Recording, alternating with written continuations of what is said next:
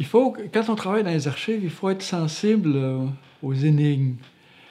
Il faut être sensible à ce qui nous surprend. Par exemple, je vois à un moment donné que les Jésuites sont surpris de voir que les Indiens transportent leur canot en marchant dans l'eau et ils disent qu'ils ne tombent pas malades du fait de marcher dans l'eau, transporter leur canot.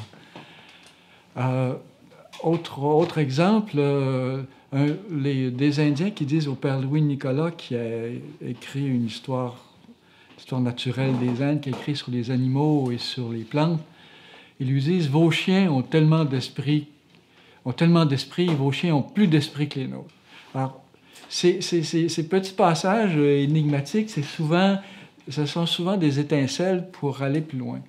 Alors, ça m'a amené sur des chemins de travers, sur des chemins inattendus. Puis ça m'a amené aussi à déborder de la stricte histoire des humains pour regarder le rapport à l'eau. On pourrait continuer à parler de l'histoire de l'eau, ce que je n'ai pas fait. On pourrait l'histoire des microbes aussi, qui attend d'impact. Et surtout l'histoire de notre rapport aux animaux, de notre rapport aux plantes, et par comparaison, évidemment, celui des Autochtones. Et puis, plus largement, notre rapport au cosmos, qui est le rapport occidental des Occidentaux au cosmos, qui est extrêmement différent de celui des Autochtones, qui sont constamment en rapport avec on va dire, les énergies du cosmos. Pour l'eau, c'est banal, mais en même temps, c'est tellement fondamental. On ne peut pas vivre sans eau. Et je me suis posé la question, mais qu'est-ce qu'on buvait? Donc, ça nous renvoie à la vie matérielle, aux conditions de base de la vie. Et puis, j'ai trouvé, par exemple, que Monseigneur de Laval avait contribué à initier une brasserie pour justement qu'on évite de boire de l'eau. parce qu'on avait cette conception en Europe que l'eau est porteuse de maladies, est porteuse de miasmes, comme l'air d'ailleurs, et que les maladies se transportent, se transmettent de cette manière par les puits ou autre, ce qui peut être vrai d'ailleurs. Donc, j'ai regardé le rapport des Indiens à l'eau pour voir qu'on boit de l'eau puis qu'on circule dans l'eau, et pour voir aussi que les coureurs de bois font rapidement la même chose. C'est donc un emprunt aux Européens, un emprunt aux Amérindiens, parce qu'ils n'ont pas peur de l'eau, et pour voir toutes les restrictions qu'il y avait sur l'eau auxquelles il fallait rajouter du vinaigre ou du vin. Mais ça renvoie en somme aux peurs d'une Europe densément peuplée où l'eau n'est souvent pas potable ou est souvent dangereuse. Donc, en même temps, donc d'où vient la peur de l'eau, comment on l'apprivoise, comment on la voit chez les Autochtones. Pour les microbes, c'est la même chose, c'est-à-dire pourquoi les maladies, pourquoi des gens résistent, pourquoi des populations résistent, d'autres ne résistent pas. Ce qui renvoie à ce que le roi Ladurie avait abordé déjà, c'est-à-dire l'unification microbienne du monde. Alors, qu'est-ce qui s'est passé? Comment et pourquoi? Puis en somme, ce que l'on voit, c'est qu'il y a une unité microbienne du monde asiatique, européen et africain, parce que en somme, n'importe qui pouvait à l'époque, on peut l'imaginer, à tout le moins circuler d'un extrême à l'autre. Et par bout, les humains pouvaient en faire des sections, de même que les animaux. Puis on voit que la plupart des maladies des maladies mortelles transmises aux Amérindiens ici étaient des maladies qui venaient de l'élevage des animaux, ce qui veut dire que Européens, Africains et Asiatiques vivaient dans un espace moins salubre ou plus insalubre à cause de la présence d'animaux que l'on côtoyait et qui, dans bien des cas, partageaient la vie dans les maisons ou des maisons juste au-dessus des étables. Alors que chez les Autochtones, ce que l'on voit, en fait, la différence pour les Autochtones, comme ça vaut pour l'Australie, la Nouvelle-Zélande, ça vaut pour les îles du Pacifique, c'est-à-dire comme on n'est pas des éleveurs, on vit dans un environnement qui est plus salubre. Alors ça permet de voir, donc s'intéresser à ces aspects, permet de voir les conditions matérielles de vie. Qui sont décisives en même temps pour le destin des populations. Je l'ai abordé, cette question-là, d'une autre manière et, comment dire, c'était à ma plus grande surprise. On ne lit jamais le moindre livre, la moindre encyclopédie sur la vie traditionnelle des Autochtones c'est-à-dire, on peut lire tous ces livres et on obtient normalement, enfin jamais moi je n'ai trouvé d'informations sur l'hygiène. Alors où est-ce qu'on va déféquer, où est-ce qu'on fait pipi, qu'est-ce qui arrive des eaux qui circulent dans le village. Et on le sait, on a des descriptions pour l'Europe, on sait à quel point, à cet égard aussi, c'était insalubre, mais chez les Amérindiens, et je l'ai trouvé par le chien. Alors, dans la mesure où on voit que le chien est coprophage, quand on compare, quand on va chercher l'information plus récente relative aux Inuits, aux Inuits dans le Grand Nord canadien, quand on relit les archives en faisant bien attention à voir si on n'aurait pas un petit indice minuscule, parce que normalement dans les archives on ne parle jamais de cette dimension de la vie. Alors, en faisant ce travail-là, en voyant d'ailleurs la mythologie relative aux chiens, l'ensemble des informations, on s'aperçoit que ce sont les chiens qui faisaient le ménage. Donc, ce sont les chiens qui assuraient l'hygiène minimale, comme c'était les porcs qui faisaient, ou les cochons qui faisaient la même chose en Europe. Alors, information que l'on ne trouve pas normalement, mais que l'on ne trouve, à vrai dire, jamais dans les livres relatifs aux sociétés autochtones, mais qui sont fondamentales pour comprendre comment s'organise la vie. La salubrité est une condition, est une dimension indispensable de la vie. Alors, et de là l'histoire des animaux. L'histoire des animaux, curieusement, ça a commencé avec mon chien, Cao, un chien d'eau portugais, et qui mangeait les sous-vêtements de mon épouse et qui est devenu bien enragé, bien en colère parce que ça lui coûtait cher. Et puis, en même temps, j'avais lu ce passage du père d'un missionnaire qui nous disait que les Indiens trouvaient que les chiens avaient plus d'esprit, les chiens des Français avaient plus d'esprit que le père Louis-Nicolas. Et c'est ces deux éléments qui m'ont amené à Lévi-Strauss, puis à la mythologie. Alors, j'ai lu sur la mythologie des Inuits, puis je suis allé voir ce que disait Lévi-Strauss sur le chien. Et puis, j'ai essayé de rentrer dans l'univers mythique des Autochtones pour comprendre le rapport au chien. Alors, d'abord, il y a des éléments qui ne renvoient pas à la mythologie, mais le simple rapport au chien, c'est-à-dire que les Européens avaient des chiens de traîneau. Ils introduisent ici des chiens de traîneau attelés, les attelages 2 par 2. Les Inuits avaient des chiens de traîneau attelés en arc de lune. En croissant de lune. Les Indiens des plaines avaient des chiens de travois, mais des chiens de traîneau, un attelage de chiens 2 par 2 avec un traîneau derrière, c'est introduit par les Français et repris par les Indiens. Et donc, j'ai cette information. Et puis, je regarde les descriptions que nous avons du rapport des Indiens aux chiens, pour voir que ce sont des chiens de chasse, sont des chiens qui sont une nourriture, ils sont en même temps ceux qui font le ménage puisqu'ils sont coprophages. Et je vois en même temps que les Européens qui viennent, dans certains cas, ce sont des nobles, qui ont des chiens de compagnie, des compagnons, donc en anglais on dirait des pets, donc des chiens de compagnie. Alors, et qu'il y a une bien plus grande diversité de races chez les Européens que chez les Indiens, et qu'il y a des chiens élevés ou sélectionnés pour diverses fonctions, les chiens limiers, les grands coureurs, les chiens qui vont chercher les lièvres ou les lapins, les chiens pour la chasse à la sauvagine, etc. Donc un grand nombre. Alors à partir de ça, j'essaie de comprendre qu'est-ce qui caractérise les uns et les autres.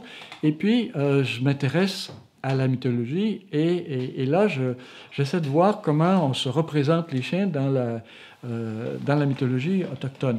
Et alors là, je suis remonté à un grand nombre. J'ai relevé un grand corpus de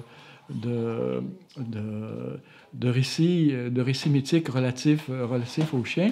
Et ces récits ont en commun d'avoir un chien qui est un personnage fondateur de la mythologie, qui rencontre femme première et qui s'accouple avec elle. C'est-à-dire qu'il se déguise en beau jeune homme de la nuit, se transforme en beau jeune homme de la nuit, la séduit, et cette femme première a, selon les versions, des portées en alternance de chiots et d'humains, ou de bébés humains, ou un mélange des deux, ou encore des chiots auxquels on enlève la fourrure et en dessous il y a un humain. Donc, je suis rentré dans cet univers-là. En même temps, je dirais que j'étais inspiré par mon chien, c'est-à-dire que je voyais bien la dimension sexuelle, la dimension de la séduction, puis je voyais bien mon chien avec mon épouse, et puis j'ai bien vu ma femme qui est venue me voir à un moment donné, puis qui était furieuse, puis qui a dit: tu vas dire à ton chien que c'est moi, ton épouse, que c'est pas je ne suis pas son épouse à lui, mais ce qui se passait dans ma vie quotidienne, puisque je lisais dans les mythes, ça se répondait, c'était un rapport l'un avec l'autre. Comme quoi la vie quotidienne nous inspire souvent d'une manière inattendue. Alors, donc j'ai travaillé sur le rapport aux chiens pour voir combien il y avait de chiens, comment on les traitait, pourquoi, et en quoi le rapport des Autochtones aux chiens est ambigu, parce que c'est un rapport amour-haine. Amour-haine au sens où on peut... une femme qui allaite son bébé pourrait allaiter un petit chiot si la chienne est morte, par exemple. Au sens où, quand on fait des festins de chiens, il y a des femmes qui protègent des chiens pour leur sauver la vie. Au sens où les chiens ont... il y a des chiens qui ont un nom. Il y a au sens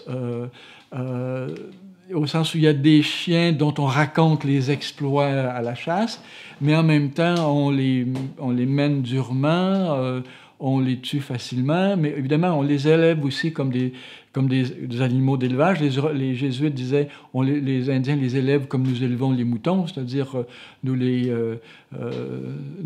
aimons, mais nous les mangeons. Alors, même chose pour les Indiens. Donc, je suis rentré donc, dans cet univers. C'est ce qui m'a permis d'aller C'était ma première démarche, je dirais, assez systématique dans l'univers mythique. Je l'avais déjà fait pour la tradition orale ou pour d'autres, mais cette fois-ci, c'était la première. Puis là, il s'agissait en même temps de voir le rapport entre la vie quotidienne puis le mythe, comment le mythe fait sens.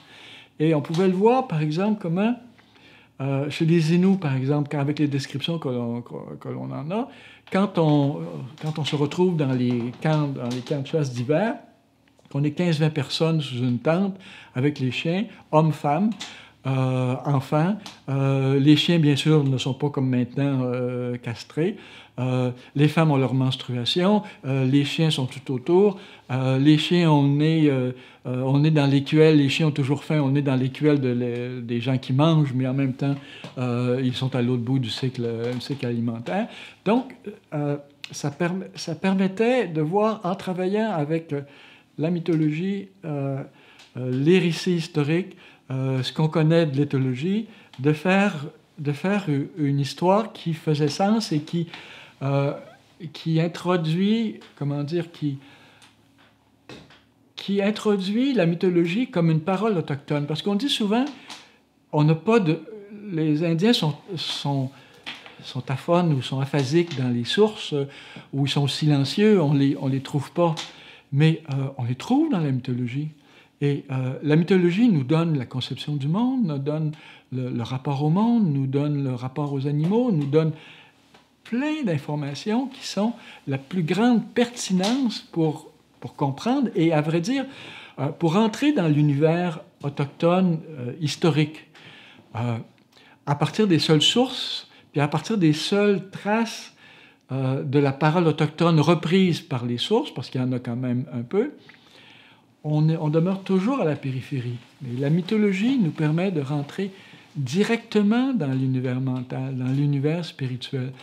Et à cet égard, j'ai puisé beaucoup et j'ai trouvé une source profonde d'inspiration pas seulement pour faire l'histoire du chien ou du rapport au chien, puis le comparer chez les colons et chez les Indiens, mais pour voir le rapport global au cosmos chez les Indiens, comment on s'y inscrit, et on le retrouve de toutes sortes de manières. Là, je suis en train de travailler sur le castor, puis on voit bien que dans la mesure où le castor est à la fois dans l'eau, sur terre, à la fois il y a des pattes, les pattes antérieures qui sont presque comme des mains, il y a quasiment des pouces, et qu'il à cet égard, il est comme un humain. Il y a des pattes qui ressemblent aux oies ou aux tortues, donc il est la tortue primordiale, mais il est l'oie qui vole aussi.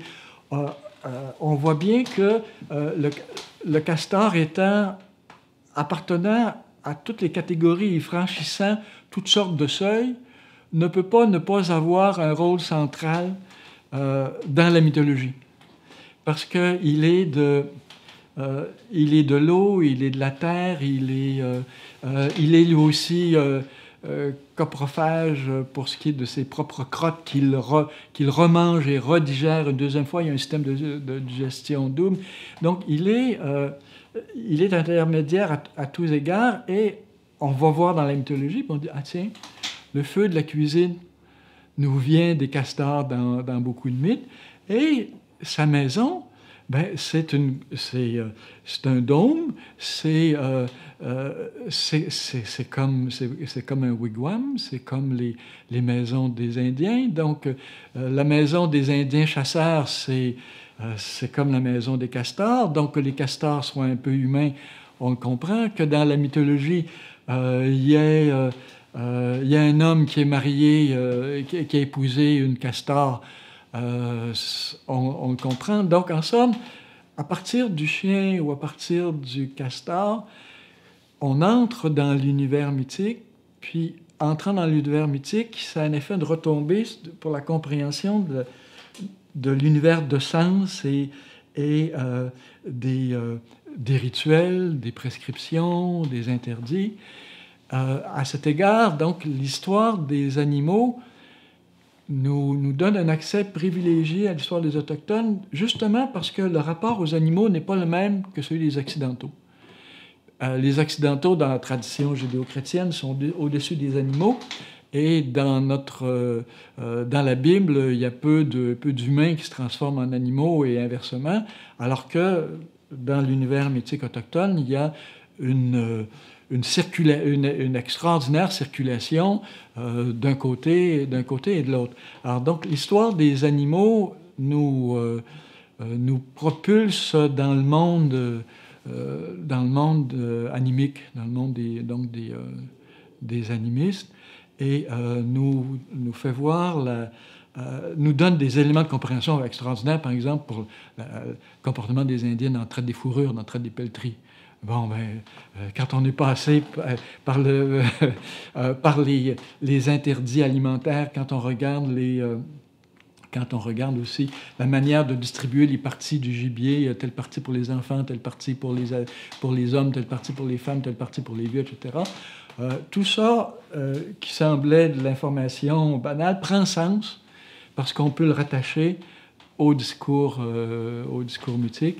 Alors, je dirais que mon détour par les animaux, le coup de pouce que m'a donné mon chien me fait passer au travers les mythologiques et les autres écrits sur le lynx et autres de Lévi-Strauss.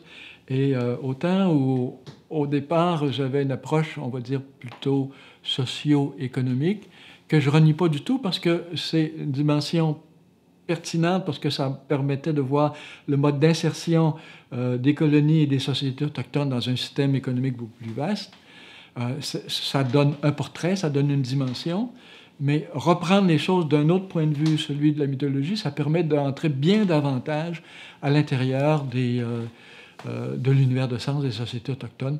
Et donc, la tradition orale est, à cet égard, extrêmement précieuse, mais je dirais aussi tout ce qui a été recueilli sur l'univers mythique. Le détour par la mythologie m'a été aussi utile pour retourner aux écrits sur la Grande Paix de Montréal. Alors, la Grande Paix de Montréal est riche de discours de chefs autochtones, puis elle est riche aussi de descriptions des vêtements, des coiffes, des objets qui sont échangés. Et alors j'ai essayé de reprendre ces descriptions-là, d'abord pour voir les objets, par exemple, pourquoi des couvertes ou pourquoi des objets avec des piquants de porc-épic? Pourquoi des perles? Alors, si on prend seulement ça, on voit que les perles renvoient aux huards qui ont sur leurs plumes des taches, on pourrait dire des bulles ou des taches blanches, brillantes. Et qu'il y a un mythe qui raconte que on est allé. Ces perles que l'on échange viennent du huard. Les piquants de porc-épic, ben parce que les piquants de porc-épic sont utilisés par les femmes qui font de la couture et qui font des travaux de broderie. Et ces travaux de broderie, ils sont difficiles à faire parce qu'on travaille avec une matière justement piquante. Mais pourquoi les femmes utilisent les porc-épic? Ben, je suis allé chez Lévi-Strauss et d'abord, ça fait sens parce que la femelle porc-épic pleine d'épines s'accouple facilement et accouche facilement. Tiens, déjà un élément d'explication. Ensuite, le porc-épic est cyclique, lui aussi. Il a son habitat d'hiver, son habitat d'été, comme les femmes sont cycliques. Alors, ensuite, comment est-ce cousu? Ben, est-ce que ça sera cousu sur le mode du crapaud qui saute, c'est-à-dire mal cousu avec de grands espaces, ou sur le mode de la musaraigne qui marche tout droit en faisant des pas très très rapprochés, ou sur le mode du renard, parce que les gens qui font de la chasse au renard savent que dans la neige, les pistes de renard sont analogues aux pistes d'un unijambiste. C'est-à-dire, on dirait que c'est toujours le même pied qui saute l'un devant l'autre et qui sont très rapprochés l'un de l'autre. Alors, donc, ces métaphores qui renvoient à la fois aux connaissances de la chasse, aux connaissances des chasseurs, qui renvoient à la mythologie, nous donnent des éléments de compréhension. Mais ce que j'essayais de voir en même temps, c'est que veulent dire les mots. Par exemple, on utilise le mot chair et le mot corps. Alors, pourquoi dit-on chair, pourquoi dit-on corps et à quoi ça renvoie? Et le corps, ben, ça renvoie à la paix. Nous appartenons à un même corps. Mais l'ennemi est une chair. Alors l'ennemi est donc une proie. Et donc, on peut regarder en même temps, est-ce que dans l'ensemble des paroles qui sont échangées, est-ce qu'on ne peut pas avoir tiré d'informations sur le rapport à l'altérité des Autochtones? Alors Lévi-Strauss dit ouverture générale, et Devaux dit aucune altérité. L'autre n'est qu'une proie et il n'y a aucun rapport de transformation. Pourtant, quand on regarde les récits de la Grande Paix de Montréal, c'est bien un récit de la transformation de la chair en corps. C'est un récit de la transformation d'ennemis qui deviennent des alliés et des parents et qui appartiennent au même corps. Et donc, les expressions utilisées, et on voit aussi, parfois, il y a des entre-deux, comment on passe de l'un à l'autre, et on trouve de l'information sur les rituels et les étapes à travers lesquelles passer pour passer de la chair, c'est-à-dire du monde des cannibales, au monde des humains qui sont alliés et qui sont tous dans la même parenté. Alors, ce que l'on voit dans les récits, c'est que les gens qui font alliance iront désormais à la chasse ensemble. Ils ne vont pas se chasser les uns les autres, mais chasser ensemble et manger dans la même chaudière et partager le même plat. Alors, donc, la question plus générale du rapport à l'altérité chez les Autochtones, on la reprend sur des textes des négociations de la Grande Paix qui durent en gros 2 semaines, et on voit les paroles des uns et des autres, et non seulement on a des éléments pour décoder le sens des décors, le sens